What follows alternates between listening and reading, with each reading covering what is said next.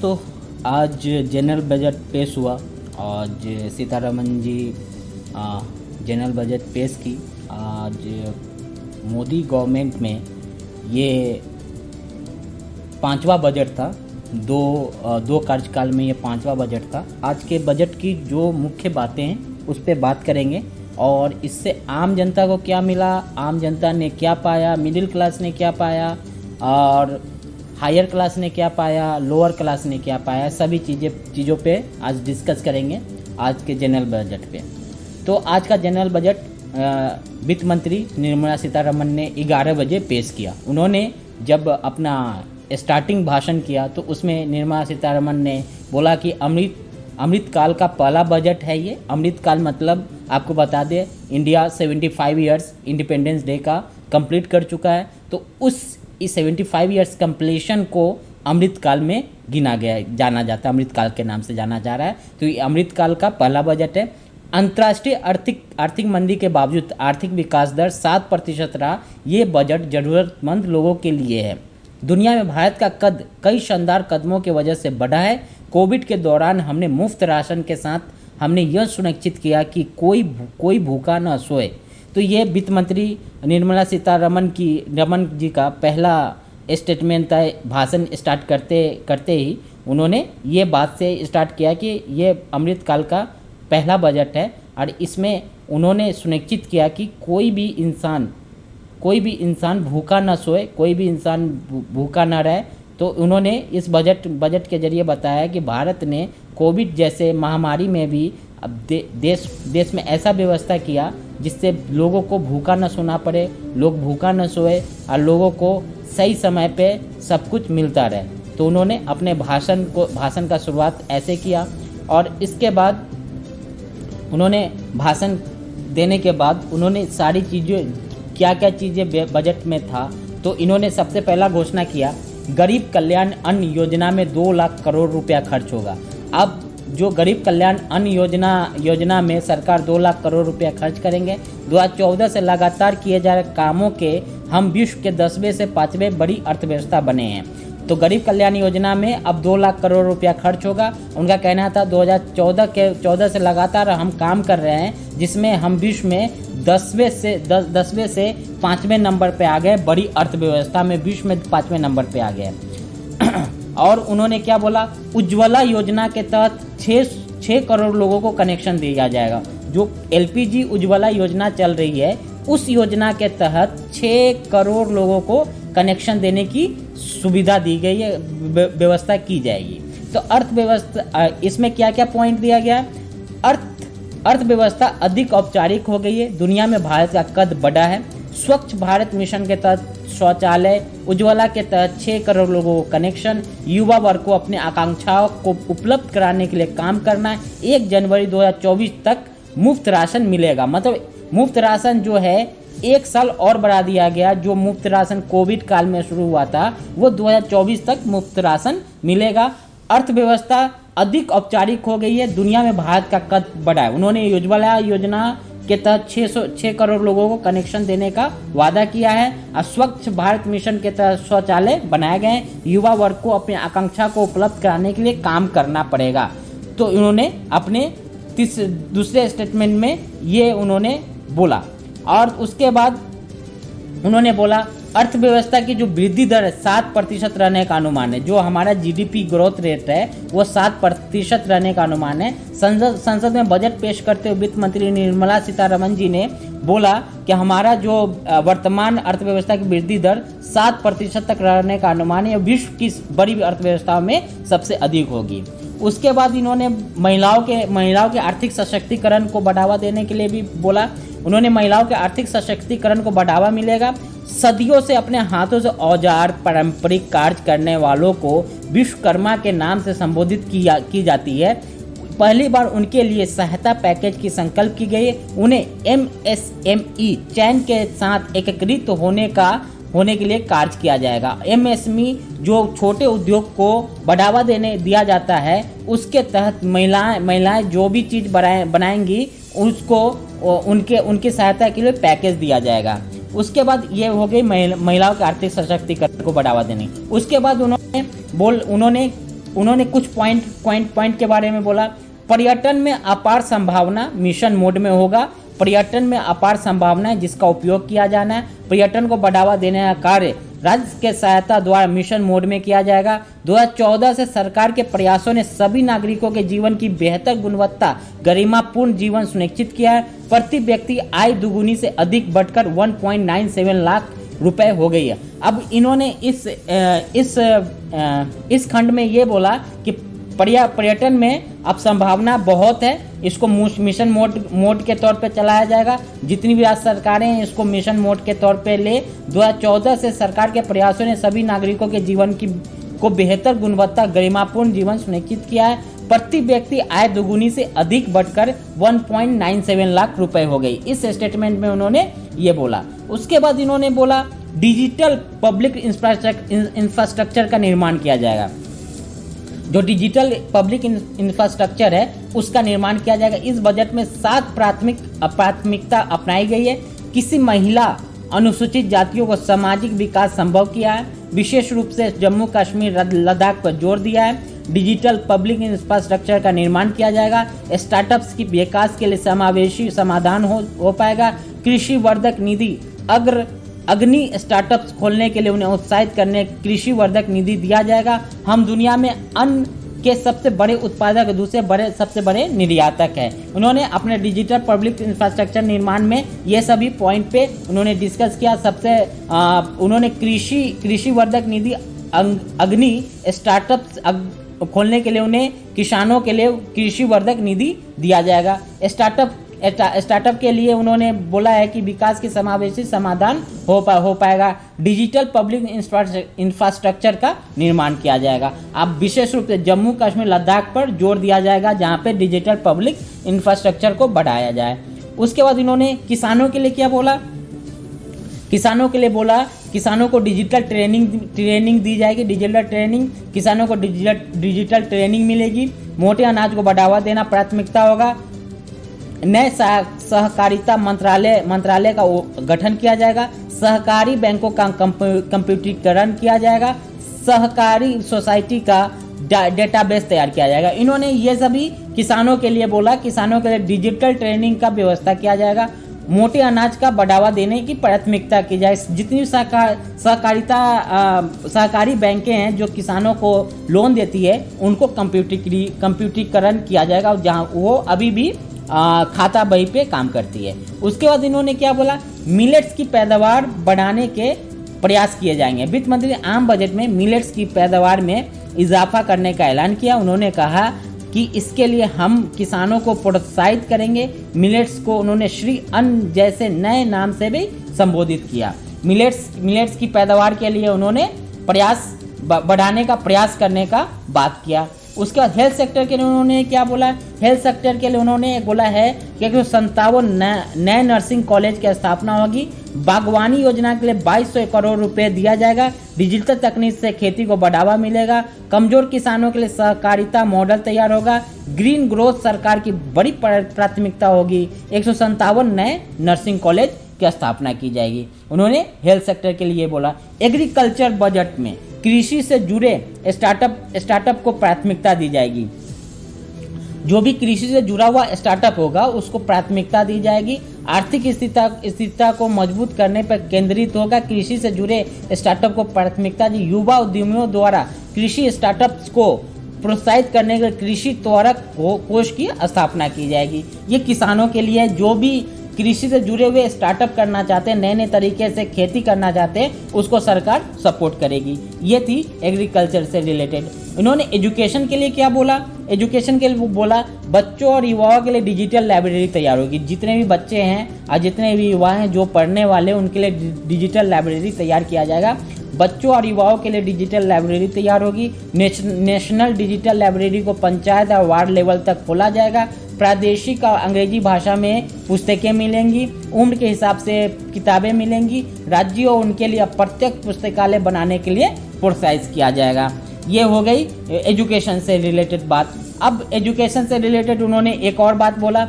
38,800 teacher Eklavya model school में बहाल किया जाएगा। पशुपालन, डेयरी, मत्स्य पालन पर ध्यान देने के लिए कृषि ऋण लक्ष्य को बढ़ाकर 20 लाख करोड़ रुपए किया जाएगा। सरकार हैदराबाद स्थित बाजरा संस्थान को उत्कृष्टता केंद्र के रूप में समर्थन देगी। अतिरिक्त लंबे स्टेपल कपास की उपज बढ़ाने के लिए सरकार एक क्लस्टर आधारित और मुख्य श्रृंखला दृष्टिकोण अपनाएगी। एस्पिरेशन डिस्ट्रिक्ट के बाद 500 एस्पिरेशनल ब्लॉक डेवलप किया जाएगा। देश भर में 38,800 टीचर एकलव्य मॉडल स्कूलों में बहाल किए जाएंगे। अब रेलवे बजट के लिए उन्होंने 2.4 लाख करोड़ दिया जाएगा। अनुसूचित जनजातियों के लिए 15,000 करोड़ रुपए मिलेंगे। पीएम आवास योजना के लिए 66% आवंटन बढ़ेगा। पीएम आवास योजना के लिए 79,000 करोड़ का फंड मिलेगा। कर्नाटक में सूखे के लिए 5300 करोड़ आवंटित किया जाएगा। रेलवे के लिए 2.4 लाख करोड़ मिलेगा। 75,000 नई भर्तियां होंगी। 10 लाख करोड़ रुपए का पूंजीगत निवेश किया जाएगा। अब ये बातें हो गई। अब उन्होंने राष्ट्रीय डाटा नीति के लिए क्या बोला? इसके लिए उन्होंने बोला राष्ट्रीय डाटा नीति लाई जाएगी। विशेष रूप से जनजातीय समूह की सामाजिक आर्थिक स्थिति में सुधार के लिए PMBTG विकास मिशन शुरू किया जाएगा ताकि PBTG बस्तियों को मूलभूत सुविधाएं दी जा सके। अगले 3 साल में योजना को लागू करने के लिए 15,000 करोड़ रुपए उपलब्ध कराए जाएंगे। 50 नए एयरपोर्ट हेलीपैड बनाए जाएंगे। इंफ्रास्ट्रक्चर के लिए 10 लाख करोड़ का आवंटन किया जाएगा। शहरी संरचना विकास निधि का स्थापना होगा। इंफ्रास्ट्रक्चर पर 33% खर्च बढ़ाया जाएगा। ट्राइबल मिशन के लिए 15,000 करोड़ रुपए दिया जाएगा। राष्ट्रीय डाटा नीति लाई जाएगी। KYC की प्रक्रिया आसान होगी। KYC की जो प्रक्रिया भी इतनी डिफिकल्ट है उसको आसान किया जाएगा। और उन्होंने पहचान पत्र के तौर पर पैन कार्ड मान्य होगा। पहचान पत्र के तौर पे जिनके पास पैन कार्ड है वो माना जाएगा। स्टार्टअप के लिए रिस्क कम करने की कोशिश की गई है। ट्रांसपोर्ट इंफ्रा के लिए 75,000 करोड़ का निवेश होगा। पहचान पत्र के तौर पर पैन कार्ड मान्य होगा। आधार डिजी लॉकर की पहचान के तौर पर मान्य होगा। रेलवे की नई आधार डिजी लॉकर की पहचान के जो डिजी लॉकर जो कि अभी का सबसे लेटेस्ट गवर्नमेंट का साइट है जिसपे अगर आप कोई भी डॉक्यूमेंट डालते हो तो वो मान्य माना जाएगा। रेलवे की नई योजना के लिए 75,000 करोड़ रुपए दिए जाएंगे। अर्बन इंफ्रा के लिए हर वर्ष 10,000 करोड़ रुपए का निवेश होगा। ई न्यायालय का तीसरा चरण शुरू होगा। ये हो गया पहचान पत्र, ये हो गया इन्होंने स्टार्टअप और ट्रांसपोर्ट इंफ्रा के लिए जो बातें की। उसके बाद इन्होंने बातें की 5G सेवा का प्रयोग 100 प्रयोगशाला की स्थापना की जाएगी। सीवर सफाई मशीनें आधारित होंगी। 5G सेवा का प्रयोग करते हुए 100 प्रयोगशाला की स्थापना की जाएगी। आयात पर निर्भरता को कम करने के लिए 5 वर्ष के लिए अनुसंधान विकास अनुदान दिए जाएंगे। कोविड प्रभावित MSME को 95% पूंजी लौटाएंगे। 7,000 करोड़ की लागत से E-कोर्ट का तीसरा फेज शुरू होगा। मिशन कर्मयोगी के तहत सरकारी कर्मचारियों के लिए एक ऑनलाइन वेब पोर्टल 5G के लिए 100 लैब डेवलप किए जाएंगे। लैब में बने डायमंड को बढ़ावा देने के लिए 5 साल के लिए IIT को ग्रांट दिया जाएगा। केंद्र राज्य सरकारों को 1 और साल तक 50 साल के लिए ब्याज रहित ऋण देना जारी रखेगा।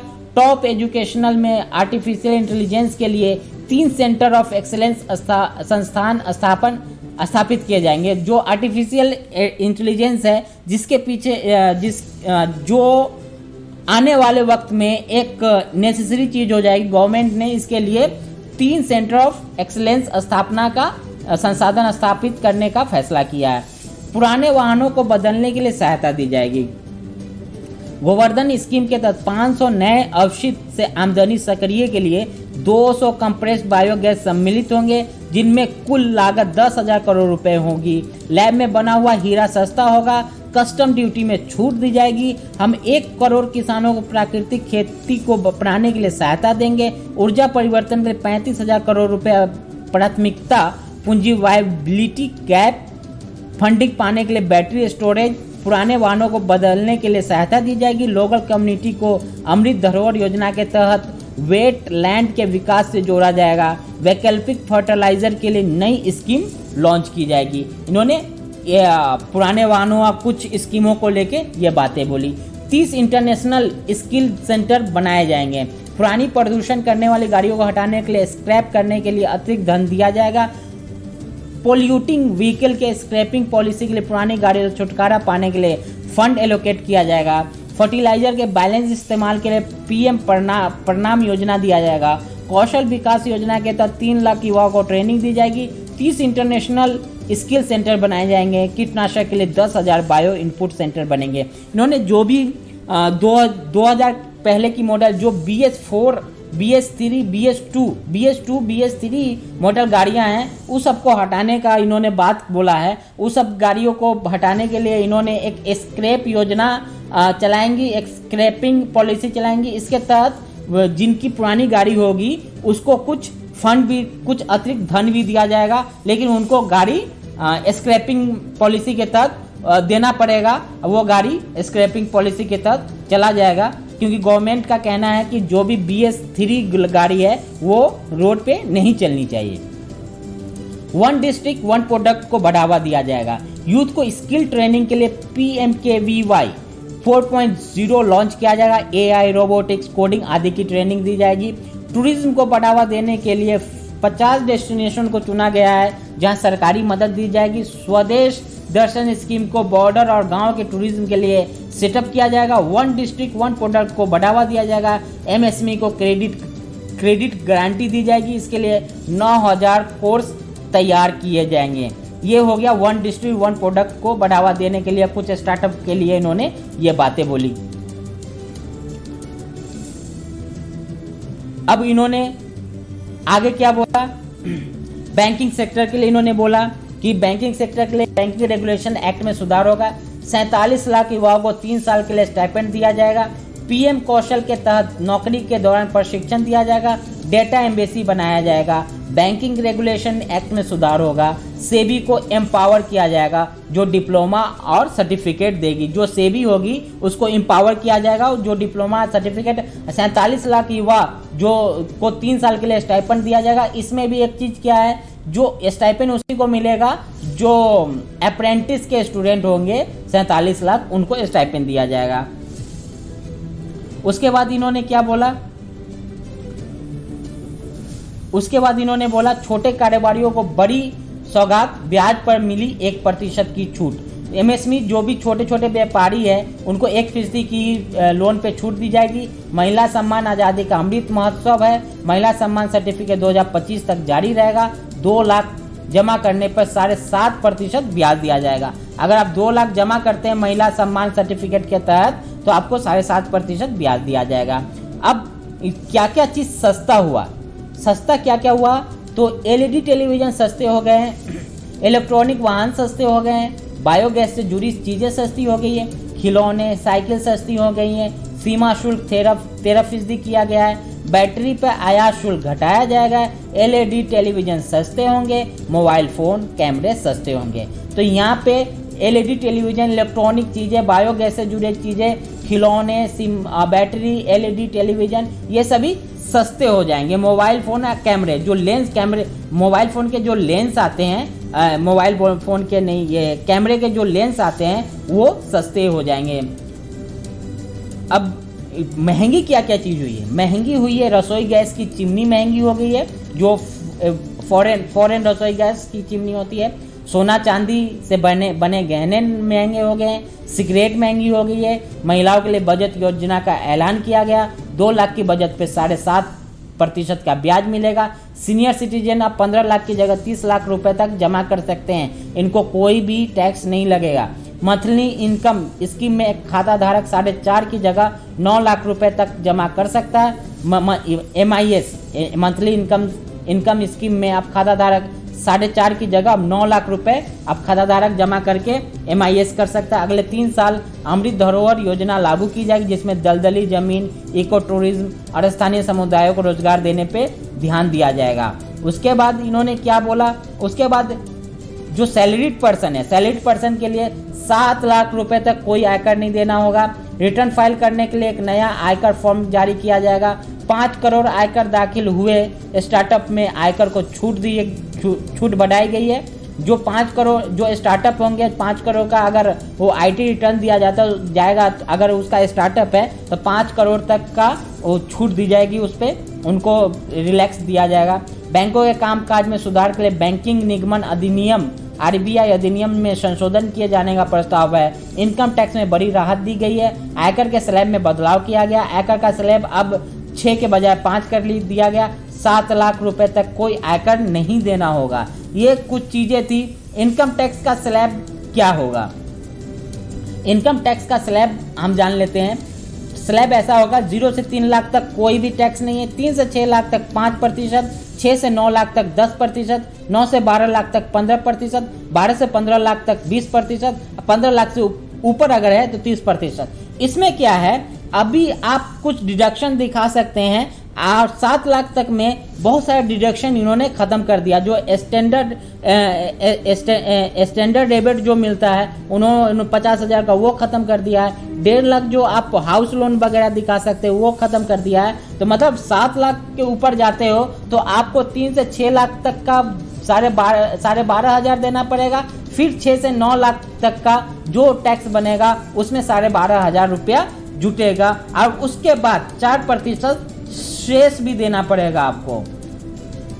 अभी 7 लाख तक का कोई टैक्स नहीं होगा। पहले इसकी सीमा 5 लाख रुपए थी। 0 से 3 लाख तक कोई टैक्स नहीं, 3 से 6 लाख तक 5% टैक्स, 6 से 9 लाख तक 10%, 9 से 12 लाख पर 15, 9 लाख कमाने वाले व्यक्ति को सिर्फ 45,000 रुपये कर के रूप में देना पड़ेगा। अगर आप 9 लाख रुपया कमा रहे हैं तो आपको 45,000 रुपये कर के रूप में देना पड़ेगा। ये था कुछ महत्वपूर्ण बातें जिसके बारे में हमारी वित्त मंत्री निर्मला सीतारमण जी ने बातें किया। तो मेरी कोशिश थी आप लोगों के सामने कुछ पॉइंट रखने का। तो अगर आपको ये अच्छा लगा हो तो प्लीज़ चैनल को सब्सक्राइब कर दें, लाइक करें, शेयर करें, और दोस्तों के साथ शेयर करना न भूलें। धन्यवाद।